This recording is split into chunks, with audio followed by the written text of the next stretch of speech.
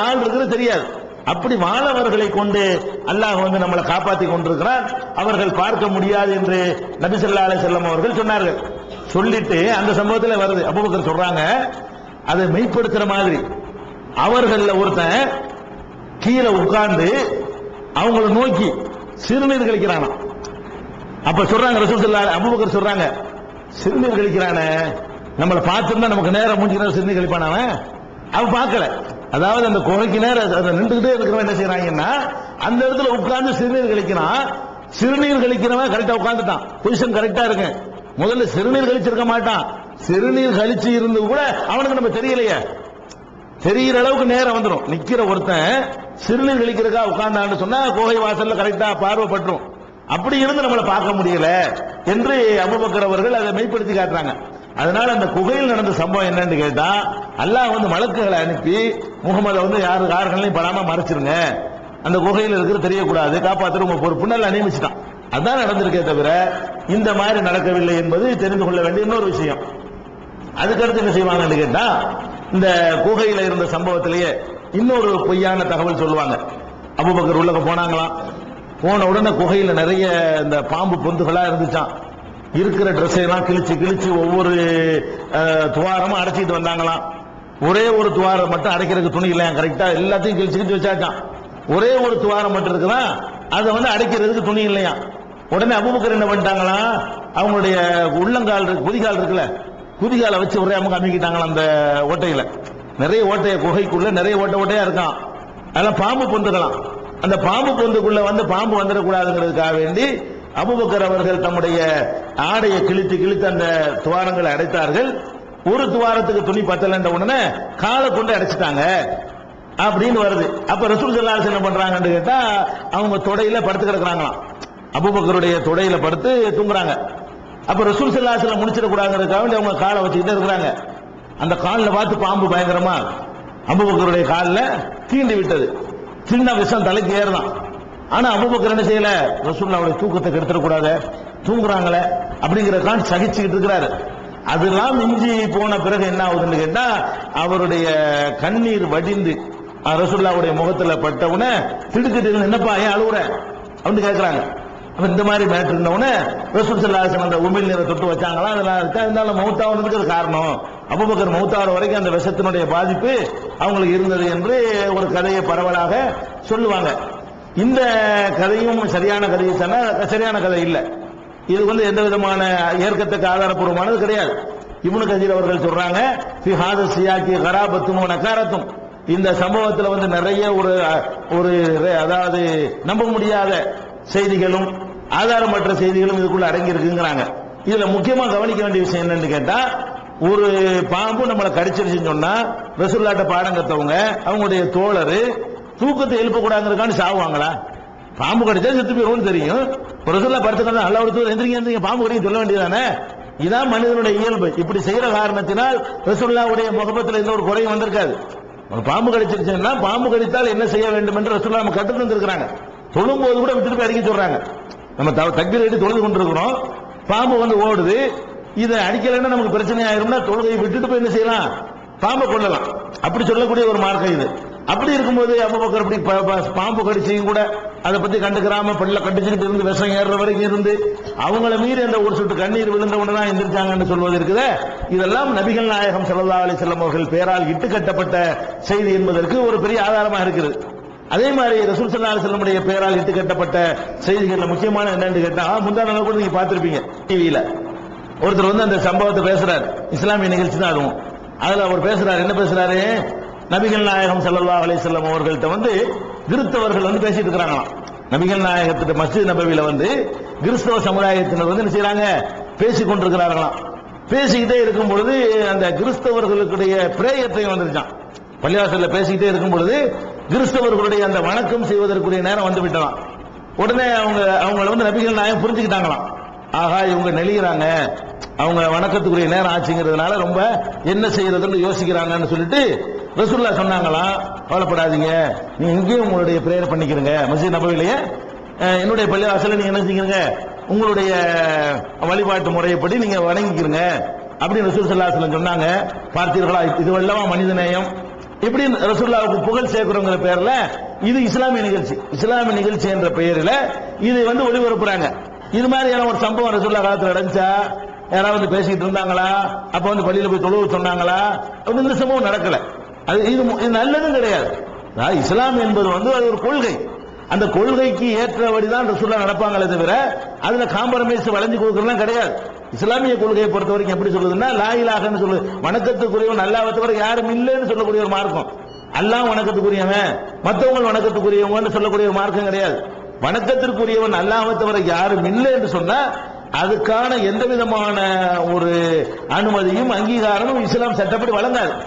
அப்படி இருக்கும் பொழுது வணக்கத்திற்குரியவன் அல்லாஹ்வுக்கு மாத்திரம் வணங்கப்பட்ட ஒரு கட்டப்பட்ட ஒரு பள்ளிவாசல், அன்னல் மசாஜித் லில்லா, பள்ளிவாசல்கள் எல்லாமே அல்லாஹ்வுக்கு சொந்தமானது. ஃபலா ததுவு மஅல்லாஹி அஹதா, எனவே அல்லாஹ்வோடு யாரையும் அழைக்காதீர்கள். அல்லாஹ் குர்ஆன்ல என்ன சொல்றான் பள்ளிவாசலை பத்தி? இது அல்லாஹ்வுக்கு சொந்தமானது, இதுக்கு உரிமையாளர் அல்லாஹ், ரசூலுல்லாஹ் கிடையாது. இந்த பள்ளிவாசலுக்கு உரிமையாளர் யாருன்னு கேட்டா அல்லாஹ் எஜமான். அந்த பள்ளியில அல்லாஹ்வுக்கு சொந்தமான பள்ளியில அல்லாஹ்வை தவிர யாரையும் அழைக்க கூடாது. அதான் சரியான நிலைப்பாடு. பள்ளிவாசல்ல வந்து மற்ற தெய்வங்களை அழைக்க முடியாது, மற்ற தெய்வங்களை வழிபடுற இடத்துல போய்கிட்டு அல்லாஹ்வை அழைக்க முடியாது. அது அவரவர்களுடைய ரைட் அவர்களுக்கு கொடுக்கணும். அதுதான் மனித நேயம். மனித நேயங்கிற என்னன்னு கேட்டா, என் பள்ளியில வந்து நீங்க கொடுத்துட்டு உங்க கோயில வந்து நாங்க கும்பிட்டு போறேங்கிறதுக்கு பேர் மனித நேயம் கிடையாது. அது ஒரு நாள் இல்லாட்டி ஒரு நாளைக்கு சண்டை வந்துடும். சரியான மனித நேயம் என்ன தெரியுமா?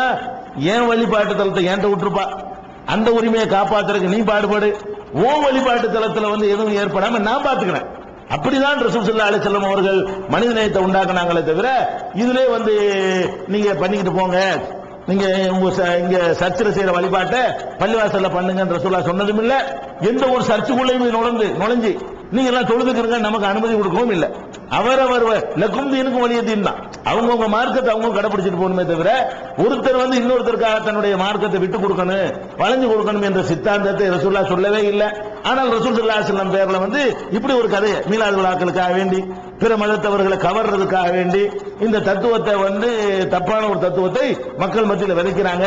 இது எந்த வகையிலும் சரியே வராது. இதனால எந்த ஒரு மனிதனையும் ஏற்படாது. இப்படி ஒரு சம்பவத்தை நீங்க பாக்குறீங்க. அதே மாதிரி மீலாது விழான்னு வந்துருச்சுன்னு சொன்னா பெருமானார் ஸல்லல்லாஹு அலைஹி வஸல்லம் பேரை பயன்படுத்தி அவங்க பேர்ல சொல்ற இட்டுக்கட்ட இந்த இனிப்பு திங்கிற கதை தெரியுமில, பல தடவை கேள்விப்பட்டிருப்பீங்க.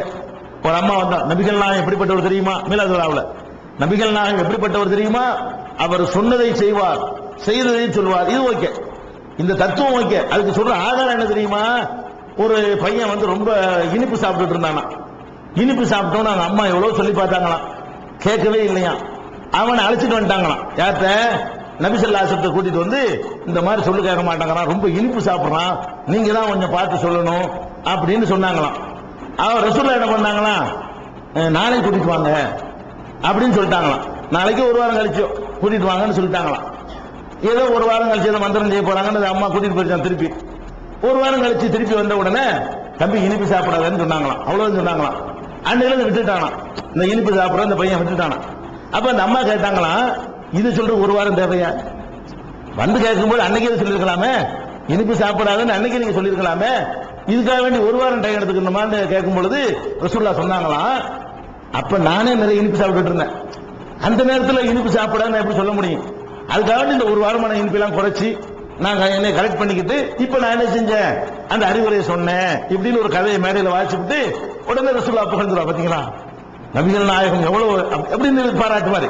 இது பாராட்டா? இது என்ன இனிப்பு சாப்பிடுற மார்க்கத்தில் குற்றமா? இனிப்பு சாப்பிடுறதுக்கு திருத்த வேண்டிய ஒரு மேட்டர். தண்ணி அடிக்கிறான் அந்த பையன், தண்ணி அடிச்சு செஞ்ச மாதிரி இனிப்பு சாப்பிட்டு போறான். இந்த சக்கரை சின்ன பையன் தானே சாப்பிட்டு போறானே. அப்ப இனிப்பு சாப்பிடுற நம்ம பாவமான காரியம் மாறி அதை வந்து இப்படியே சொல்லி இதெல்லாம் கப்சா, இதெல்லாம் இப்படி எல்லாம் ரசூலுல்லாஹ் நடந்து இருக்க மாட்டாங்க. வந்து கேட்டா நினைச்சுவாங்க, இனிப்பு தான் நம்ம விரும்பி சாப்பிட்டு வாங்கி கொடுத்துருப்போம், என்ன இருக்கு இப்ப இனிப்புன்னா நம்ம காலத்துல செயற்கை இனிப்பா? பேரிச்சம்பழம் சாப்பிட்டுருப்போம், இல்லாட்டி திராட்சைப்பழம் சாப்பிட்டுருப்போம், தேனும் சாப்பிட்டுருப்போம். என்ன அந்த காலத்துல எந்த இனிப்பு இருந்துச்சு? சீனி இருந்துச்சா, மண்டபம் இருந்துச்சா, சக்கரை ஒண்ணும் கிடையாது. அந்த காலத்துல இனிப்புனா என்னது? பேரிச்சம்பழம் சாப்பிட்டுருப்பாங்க, இல்லைன்னா திராட்சைப்பழம் சாப்பிட்டுருப்பாங்க, இல்லைன்னா தேனும் சாப்பிட்டுருப்பாங்க. தானே இனிப்பு. இது சாப்பிட்ட கருதியா? இதுக்காண்டு போதனை செய்யணுமா? இதுக்காண்டு ரசூல் ஸல்லல்லாஹு அலைஹி வஸல்லம் விரும்பி சாப்பிடக்கூடியதை நிறுத்தி கொண்டு அப்ப ஒவ்வொருத்தருக்கும் ஒன்று சொல்லும் போது நிறுத்திக்கணுமா? ஒவ்வொருத்தருக்கும் ஒரு டேஸ்ட் இருக்கும். ஒருத்தருக்கு இனிப்பு பிடிக்கும், ஒருத்தர் புளிப்பு பிடிக்கும். இந்த பையன் நிறுத்திருக்கான் ரசூலுல்லாஹ் தன்னுடைய இனிப்பு தியாகம் பண்ணணுமா? அப்படி அதான் சொன்னதை செய்யறதுக்கு அர்த்தமா? சொன்னதை செய்யறதுக்கு இது அர்த்தம் கிடையாது. சொன்னதை செய்வது என்று சொன்னால் அவங்க போடுகிற உத்தரவுகளையும் கட்டளைகளையும் அவங்க பேணக்கூடியவர்களா இருக்கணுங்கிறது தான். இதெல்லாம் உத்தரவு கட்டளை அடங்காது. இப்படி எல்லாம் ரசூல் ஸல்லல்லாஹு அலைஹி வஸல்லம் அவர்களுடைய பெயரால நிறைய கட்டுக்கதைகளை கட்டி விட்டுருக்காங்க. இதுகள்ல இருந்து நம்ம என்ன செய்யணும், விடுபடணும். இது போக இந்த சம்பவத்தில் முக்கியமான மேட்டர் என்னன்னு கேட்டா, அதிகமான சகோதரர்களுடைய கருத்து என்னவா இருக்குன்னா, இது வெறும் சம்பவங்களா இருக்கிறது, அமல் செய்யற விஷயமாகவோ மார்க்கத்தை அறிந்து கொள்ற விஷயமாவோ இல்ல, வெறும் கதைகளா தானே போகுதுங்கிற மாதிரி இருக்கிறதுனால இதுல நம்ம என்ன பண்ணிக்கிற போறோம், நபிகள் நாயகம் ஸல்லல்லாஹு அலைஹி வஸல்லம் அவர்கள் பெயரால் சொல்லப்பட்ட இட்டுக்கட்டப்பட்ட ஹதீசுகள், அது மார்க்கம் நினைத்துக் கொண்டு அமல்படுத்துறாங்க இல்லையா, அது மாதிரியான செய்திகளுக்கு நம்ம மாறிக்கிட்டோம்னு சொன்னா உங்களுக்கு இந்த கதைகள் வராது. அதுவும் கட்டுக்கதைகள் தலைப்புல தான் வரும். இஸ்லாத்தின் பெயரால் கட்டுக்கதைகள்ங்கிற தலைப்புலாம் அது வரும். ஆனால் அந்த கட்டுக்கதைகள்ல என்ன இப்ப நம்ம மாத்திக்கிற போறோம்னு கேட்டா, இந்த கதைகளா இருந்துகிட்டு இருந்தா வெறும் அப்படி போனாங்க இப்படி போனாங்கன்னு ஒரு பெரிய ஒரு பாடமோ படிப்புனோ இல்லைங்கிற மாதிரியான கருத்து சில இடத்துல இருக்கிறது. அதனால ஹதீஸ் என்ற பெயரால் நபிகள் நாயகம் ஸல்லல்லாஹு அலைஹி வஸல்லம் சொன்னாங்கங்கிற பெயர்ல நடைமுறைப்படுத்திட்டு இருக்கிறாங்க நிறைய விஷயங்களை. அப்ப அதெல்லாம் பிதஅத்தா போயிரும், குற்றமா போயிரும். மார்க்கத்துல இந்த மாதிரி கதைகளை நம்புறதுனா நம்பாதனால ஒரு பெரிய பிரச்சனை வராது. வாழ்க்கையில அமல்படுத்தி கொண்டிருக்கிறாங்க இல்லையா, இப்படிலாம் ரசூலுல்லாஹ் சொல்லியிருக்கிறாங்க, இதெல்லாம் தீனு தான், இதெல்லாம் மார்க்கம் தான் அப்படிங்கிற மாதிரி நினைக்கிறாங்க பாருங்க. அந்த மாதிரியான மேட்டர்களை நம்ம என்ன செய்ய போறோம், இன்றைக்கு எடுத்துக்கொள்ள போறோம். இந்த தொடர்ல இருந்து எடுத்துக்கொள்ளும் இன்ஷா அல்லாஹ். அதுல ஒரு முக்கியமான விஷயம் என்னன்னு கேட்டா, நம்ம சமூகத்துல பெருநாள் அன்னைக்கு நீங்க பார்க்கலாம், நோன்பு பெருநாளா இருந்தாலும் சரி, ஹஜ் பெருநாளா இருந்தாலும் சரி, குறிப்பா நோன்பு பெருநாள் அன்னைக்கு எங்க ஊர்கள்லாம் அந்த பழக்கம் இருக்குது. என்ன செய்வாங்கன்னு கேட்டா, அரை நோன்பு வைப்பாங்க, கால் நோன்பு. நோன்பு பெருநாள் அன்னைக்கு என்ன செய்வாங்க, காலையில சகர்ல இருந்து ஒண்ணுமே சாப்பிடாம பெருநாள் தொழுகிற வரைக்கும் எதுவும் சாப்பிட மாட்டாங்க, பட்டினியாவே இருப்பாங்க. எல்லாம் வீட்டுல சமைச்சு வைப்பாங்க, சாப்பிடவே மாட்டாங்க, சாப்பிடக்கூடாதுன்னு சொல்லுவாங்க. ஏன்னு கேட்டா, பெருநாள் அன்னைக்கு பெருநாள் தொழுகிற வரைக்கும் நோன்பா நம்ம இருக்கணும், பெருநாள் தொழுகிற வரைக்கும் நோன்பாகவே இருக்கணும் அப்படிங்கிற மாதிரி ஒரு கருத்து நம்ம பகுதிகளில் சில கிராமங்கள்ல முஸ்லிம்கள்ட்ட நிலவுகிறது. எங்க ஊர்ல அந்த பழக்கம் இருந்தது. இதுக்கு என்ன காரணம்னு கேட்டா, இப்படி ஒரு கருத்து ஹதீஸின் பேரால இருக்குது. அவங்கள அதை செய்யல. ரசூல் ஸல்லல்லாஹு அலைஹி வஸல்லம் சொன்னதாக ஒரு பொய்யான செய்தி இருக்கிறது. எப்படி இருக்குன்னு கேட்டா, மன் சாம சபீஹத்த யௌமில் ஃபித்ரி, நோன்பு பெருநாளுடைய காலை நேரத்தில் யார் நோன்பு வைக்கிறாரோ, நோன்பு பெருநாள் வரைக்கும் தொழுகிற வரைக்கும், அதாவது சுபுகுல இருந்து பெருநாள் தொழுகிற வரைக்கும் ஒரு டீ கூட குடிக்க கூடாது, ஒரு தண்ணி கூட குடிக்க கூடாது, எந்த பலகாரம் செஞ்சாலும் தொட்டு கூட பார்க்க கூடாது. இப்படி யார் நடந்து கொள்கிறாரோ, பக்க அன்னமா சாமத்தகருக்குள்ளஹு, அவங்க காலமெல்லாம் அவரை நோன்பு வச்ச மாதிரி இருக்கிறாரு அப்படிங்கிற மாதிரி ஒரு செய்திய நபிகள் நாயகம் ஸல்லல்லாஹு அலைஹி வஸல்லம் அவர்கள் சொன்னதாக நினைத்து கொண்டு காலையில இருந்து என்ன செய்வாங்க, எதுவுமே சாப்பிடாம நோன்பு வைப்பாங்க. ஆனால் ஹதீஸ்ல என்ன வருது தெரியுமா, ஆதாரபூர்வமான ஹதீஸ்ல இது கோளாறான ஹதீஸ். எதனால கோளாறுன்னு கேட்டா, இது அறிவிக்கிறவர் முகமது இப்னு அப்துர் ரஹ்மான் இப்னுல் பைலமானின்னு ஒருத்தர் அறிவிக்கிறார். இவர் எப்படிப்பட்ட ஆள்னு கேட்டா, முன்கருள் ஹதீஸ், அதாவது நிராகரிக்கப்படுகிற ஹதீஸ்லயா போட்டு அடி சொல்லக்கூடியவர். அப்படின்னு யார் சொல்றான்னு கேட்டா, அபு ஹாத்தம் ராசி, புகாரி, நசை போன்றவர்கள் சொல்கிறார்கள். யஹ்யா பின் முயின் போன்றவர்கள் சொல்கிறார்கள், லைஸ பிஷையின், இவர் ஒரு கணக்கிலேயே எடுத்துக்கலாத ஆளு, இவர் லிஸ்ட்ல நீக்கணும், இவரை அறிவிப்பாளர் லிஸ்ட்ல இருந்து இவர் எடுத்துடணும் அப்படிங்கிற ஒரு ஆளு. இவர் 80 ஹதீசுகளை டோட்டலா ஒரு தடவை அறிவிச்சிருக்காரு, எல்லாமே இட்டுக்கட்டப்பட்டது, இவர் ஆதாரமா எடுத்துக்கொள்ள கூடாது என்ற அளவுக்கு முகமது இப்னு அப்துர் ரஹ்மான் என்பவர் வழியாகத்தான் இந்த பெருநாள் காலையில் நோன்பு வைத்தல் என்பது வருகிறது. ஆனால் நமக்கு என்ன ஆதாரப்பூர்வமான ஹதீஸ்ல என்ன வருதுன்னு கேட்டா, நபி ஸல்லல்லாஹு அலைஹி வஸல்லம் தொழுகைக்கு முந்தைய சாப்பிட்டு போவாங்கன்னு வருது. நோன்பு பெருநாளைக்கு தொழுகைக்கு முந்தைய என்ன செய்வாங்க, ஹஜ் பெருநாளைக்கு தான் அந்த குர்பானியை சாப்பிடுவாங்கன்னு வருது. நோன்பு பெருநாளை பொறுத்த வரைக்கும் என்ன இருக்கு, அந்த சாப்பிட்டு தான் தொழுவ போவாங்கன்னு இருக்குது. அப்ப தொழுகைக்கு முந்தி நோன்பு வைக்கிற அந்த கால் நோன்பு இருக்குல்ல, கால் நோன்பு அரைக்கால் நோன்பு, ஒரு நோன்பு ஒரு சின்ன டயத்துக்கு வருதுன்னு வைங்களேன், ஒரு 5ல இருந்து ஒரு எங்க ஊர்ல 10 மணிக்கு தொழு வைப்பாங்க பெருநாள் தொழுவ, 7 மணிக்கு தொழ பரவாயில்ல, 2 மணி நேரம் கட்டுப்படுத்திட்டு இருக்கலாம். 5 மணி சுபுக ஆரம்பிச்சுன்னா 10 மணிக்கு பெருநாள் தொழுக 5 மணி நேரம். பெருநாள் நல்ல நாளும் பெரிய நாளும் சந்தோஷமா இருக்க வேண்டிய நாள், திங்கிற நாள், ஐயாம் அக்லின் ஒரு சிறுபின், உண்ணுகிற பருகிற நாள் என்றெல்லாம் ரசூல் ஸல்லல்லாஹு அலைஹி வஸல்லம் சொன்னாங்களே, அந்த நாள்ல ஒரு 5 மணி நேரத்தை, அதாவது அந்த பகல்ல பாதியாசில இருக்கக்கூடிய கால் நோம்போட 1/3 நோம்பு, 3 ஒரு பங்கு நோம்பு, இப்படி நோம்பு வைத்துக் கொண்டிருக்கிறார்கள். இது ஆதாரமற்ற ஒரு செய்தி. அந்த 5 நாள்ல நோம்பு வைப்பதற்கு நமக்கு தெளிவான தடையே இருக்கிறது. இப்படி ஒரு கதை இருக்கிறத பார்க்கிறோம். அதே மாதிரி ஹதீஸின் பேரால என்ன செய்வாங்கன்னு கேட்டா, இது ஒரு நடைமுறையில் இருக்கு. தப்லீக் ஜமாத்துல ரொம்ப உண்டு. நீங்க தப்லீக்ல சில்லாக்களுக்கு எல்லாம் போயிருந்தீங்கன்னு சொன்னா, அவ்வாபீன் என்று ஒரு தொழுகை தொழுவாங்க. அவ்வாபீன் எப்ப தொழுவாங்க,